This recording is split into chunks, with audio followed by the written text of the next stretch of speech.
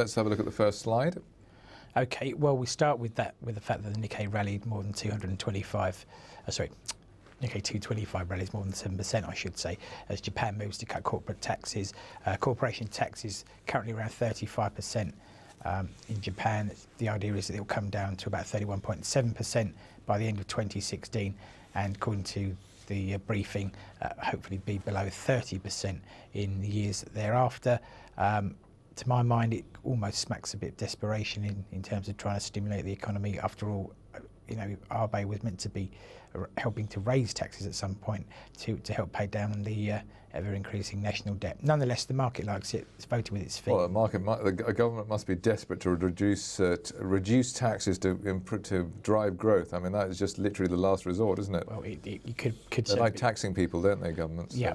It could be portrayed like that.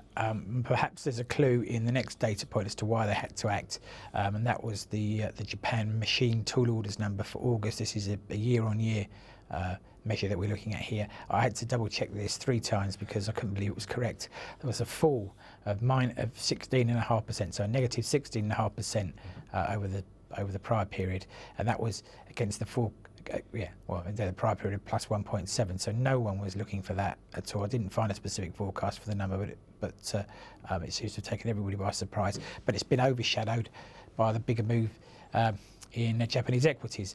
There was also some more fiscal stimulus in Asia, or at least the plan for it. The Chinese government said that they intend to do some fiscal stimulus, and that was positive as far as Chinese equities were concerned. Draghi there.